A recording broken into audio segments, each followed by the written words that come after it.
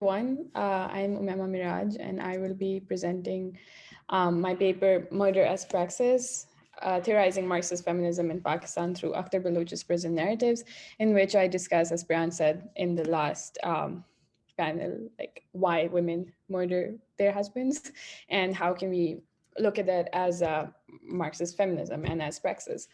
So before I jump in, I wanted to preface with this quotation by Hegel from his essay, Who Thinks Abstractly, where he says, "A murderer is led to the place of execution. For the common populace, he is nothing but a murderer. Ladies perhaps remark that he is a strong, handsome, interesting man. The populace finds this remark terrible. What? A murderer handsome? How can one think so wickedly and call a murderer handsome? No doubt you yourself are something not much better."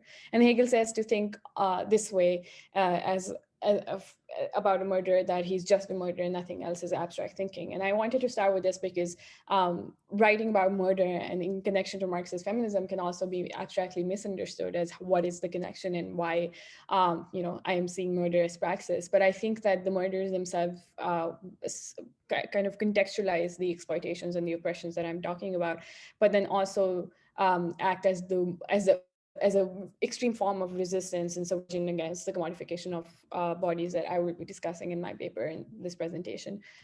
So the overview is that I will go over my research questions and then discuss how this debate that I argue happens between amongst feminists in Pakistan between this liberal camp versus post-colonial feminism, and where I will kind of push for us to think beyond that and towards Marxist feminism.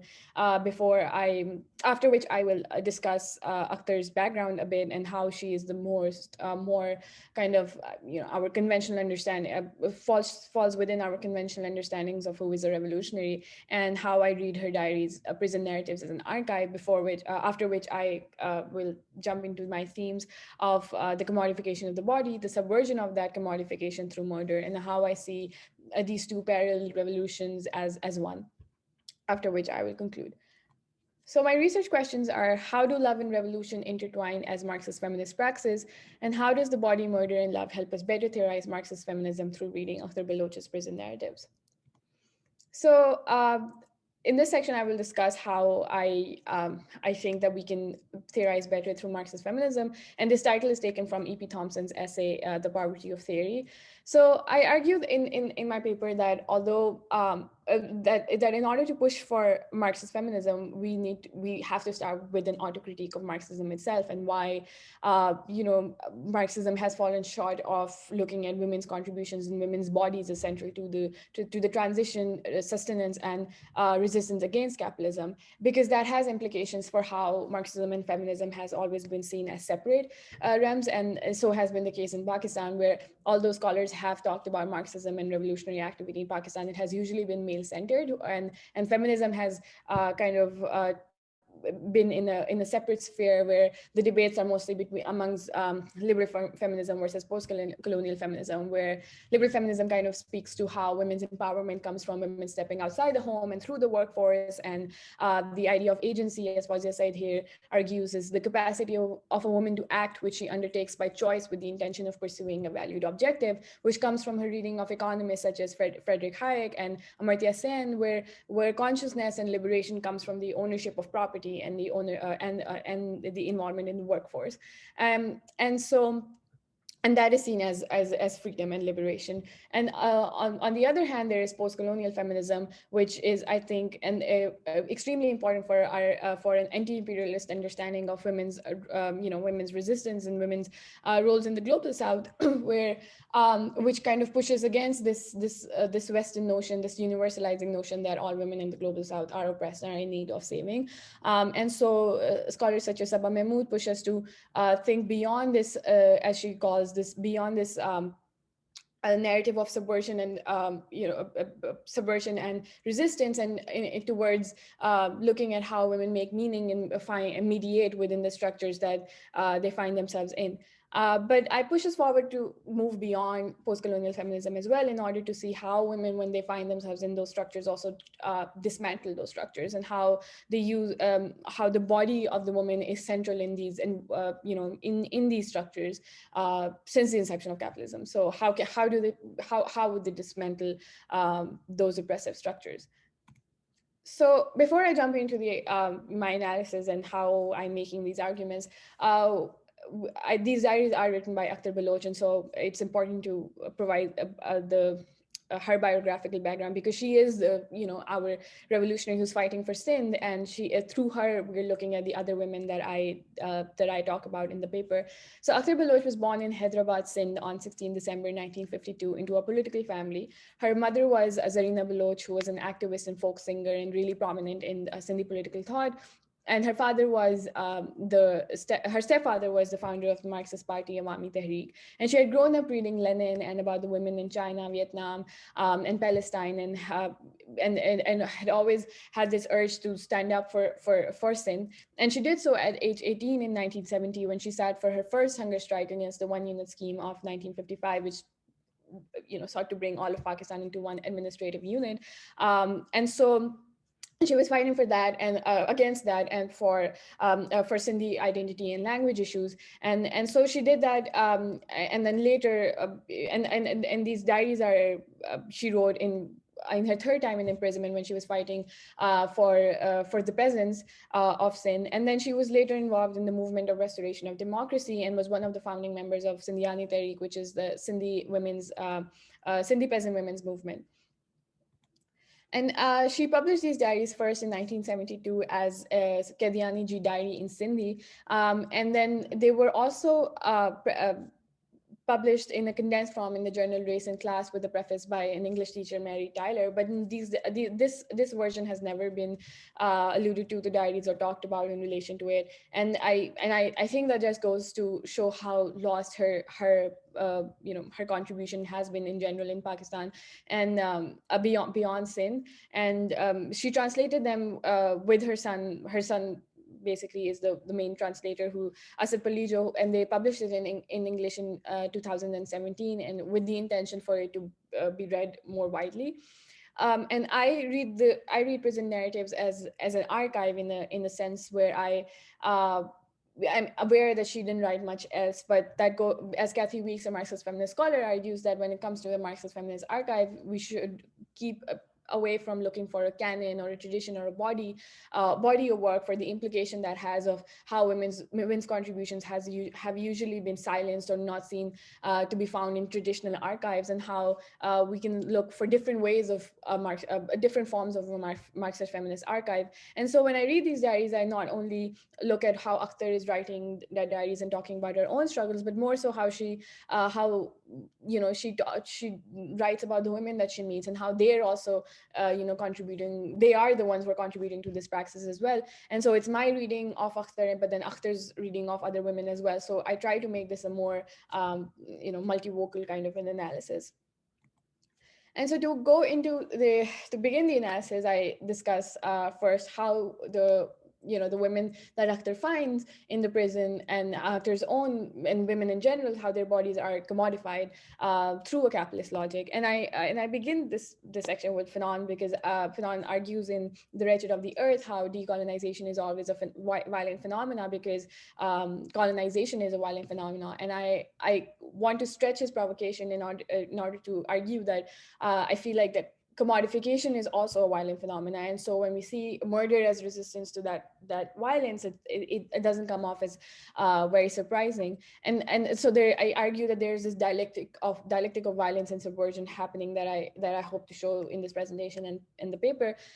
So as Mary Tyler writes in her preface, in this feudal economy at the time of Sindh, we see that the woman is kind of exchanged between the feudal lord, her family, and the peasant, and mostly based on the power that the feudal lord has over these relations. And so a good-looking wife is a constant source of a danger to the Hari, the peasant's life. And as the extended quote that Tyler writes shows that the Hari is always in fear of losing his life, his land, and wife. And so this connection between the land and wife, the woman, also speaks to how Jason Moore, a scholar, discusses in his book Capitalism in the Way of Life, Capitalism in the Web of Life, of how the land and the woman are both life-making capacities, and they were both appropriated for surplus. And we see here that that's not the only thing happening, but also that the feudal lord uses his power, over the peasant through the woman's body as well. And that goes to show how the woman then becomes super exploited in this power dynamic. And that goes to Claudia Jones's concept of super exploitation, how this woman is not only exploited as, just as a woman, but also mediated through the relationship that the feudal lord has over the peasant. And then the body also becomes an extension of the lord's property, as this other quotation shows, that the status of a landlord is reflected not only in the size of his holding, his political influence, and his ability to cause damage to others, but also by the lavishness which she engages in the various feudal sports, including seducing, snatching, marrying, and raping women. So this violent phenomena is quite prominent in these quotations. But then also, they are married by their families in order for the, elevating the family's honors, or some contract that has been made where they're married into to other older men oftentimes. And as this shows that Amma Melon, 40 years old, was married to her aged husband. Ratni, a girl of about 15, had been twice married forcefully by her family. And all of these other examples show how these women find themselves in estranged relationships in their marriages. And I want to point out that I'm not arguing that this is some sort of Sindhi exceptionalism, or this is, this backward or pre-capitalist practice that we're seeing here. But instead, I'm trying to argue that this is the logic of capitalist development that is happening.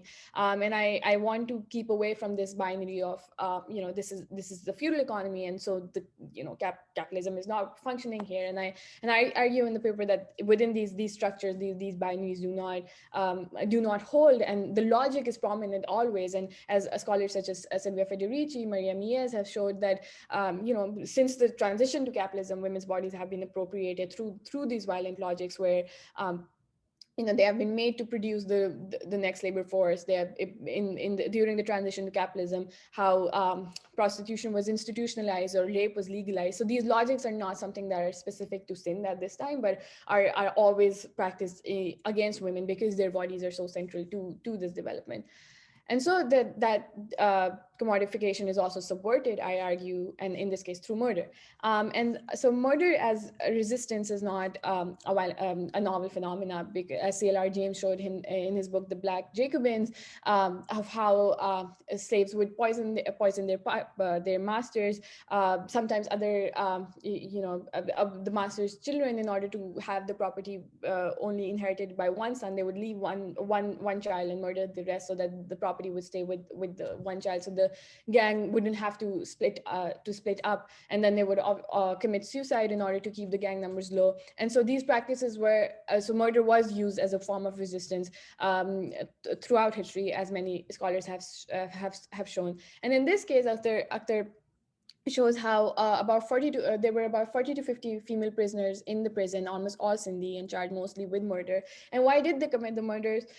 They did so in order to be with the lovers that they chose for themselves. And so it was for love that they were committing the murders. And as this girl that Akhtar writes about, Ratni, says, Akhtar writes, "I asked what brought her to the prison at such a young age. She told me she was serving a 14-year sentence for poisoning her husband. She began by telling me how she used to live and work at a landlord's house where she fell in love with the landlord's son.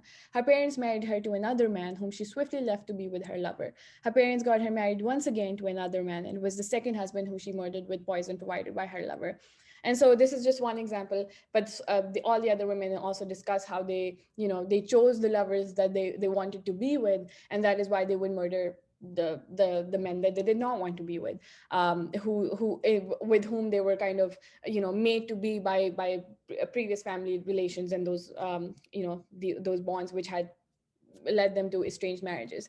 And so murder just doesn't just show the resistance, but also different logics again that are used here, as the practice of karo kari shows, where the adulterers who commit these adultery are murdered. And so while a man who murders his wife for committing adultery is lauded and his manhood is elevated, the woman who commits a murder is then killed or sent to prison. And this again is not something that is exceptional to Sindh, as Engels wrote in a long time ago, that in order to guarantee the fidelity of the wife, that is the paternity of the children, the woman is placed in the man's absolute power. If he kills her, he is but exercising his right. And so we see that there's a permeation of the feudal economy, but then there's also a permeation of the capitalist patriarchal state for both Akhtar and for the women who are then sent to the prison for fighting for what they wanted to fight for. And so, this violent logic comes about again. And so how do these two kinds of revolutions come together? I argue one of the ways that I was recently, this concept of unproductivity was recently also, someone, when I was presenting this paper elsewhere, they suggested that these forms of resistance also then becomes very unproductive, which is interesting, because these are unproductive in a capitalist logic where productivity is, is seen to be is so valued and is so essential. And so, for example, when Akhtar sits for a hunger strike, she says that her even though the state has weapons and guns and all of that, the only weapon that she has is her body, and that's why she sits for a hunger strike. And then hunger strike kind of becomes an unproductive form of resistance, but quote unquote unproductive, because she's not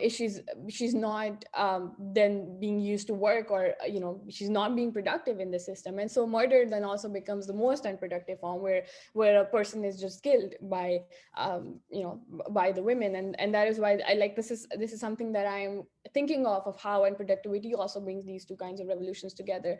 But then also the conviction and the sacrifice that the women have, both for sin and for the lovers, as these quotations by the women that Akhtar meets says show us. So one of the women, Kaiman, says that the feudal lord from our village convinced my parents that he would get me released on bail if I agreed to be his wife. I refused and voluntarily had my bail cancelled. And then Khanzadi says, I'm still very much married to the one for whom I sacrificed my freedom, my kids, and everything. And I am languishing here in jail for him. How can I think of another marriage? Let him ignore me as much as he wants, but I will remain his till my last breath.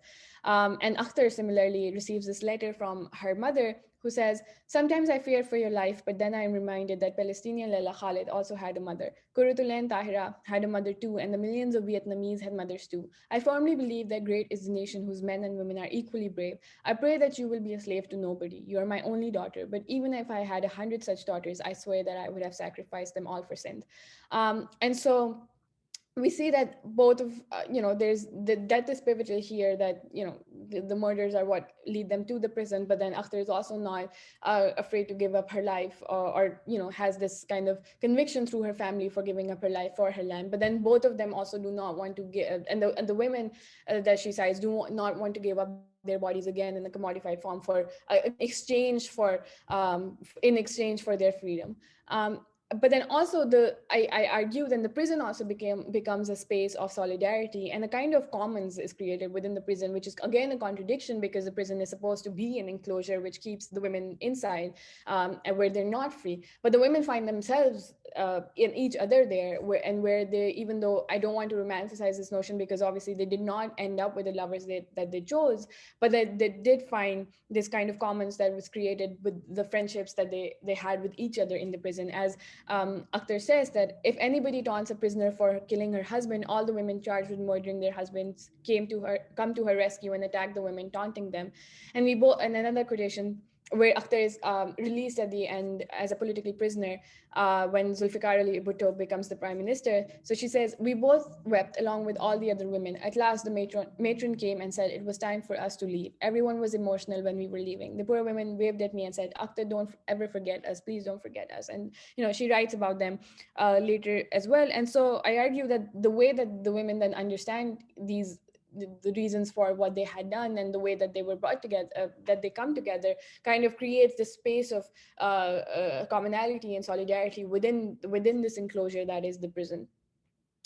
And so in conclusion, I want to point out of how I look at this theory of love and revolution. I read them as these two statements I think kind of bring them together is to read the unbounded logic of love against the logic of relations based on exchanging women as properties, where we find the revolutionary praxis, and the opening up of love through the violent act of murder to negate the commodification of the women's bodies, along with the revolutionary fervor in the name of the nation, highlight that love and revolution are converged for women. And to bring it back to Marxism again, there's this quotation by Terry Eagleton about when he reads Marx and he argues, of the human spirit that Marx was talking about, of which did not come from individual self-fulfillment, like in a liberal way where individualism is lauded, but it came through other people and through the love, the connections that we shared with other people. And so he says that on a political level for Marx, that was socialism, and at an interpersonal level, it was love. And I don't divide the political and the personal in the sense, but I do think that there is something in trying to theorize about love and how that can be revolutionary, and how that has been relegated to the sidelines, and how the body has been relegated to the sideline in Marxism, and how we can push forward the idea that love and revolution, the revolution is not just a male waged worker that, or anyone who's on the streets, but it can begin, it has to begin with the body, because of how central it is. And I will stop there. I hope I wasn't too over time, but thank you.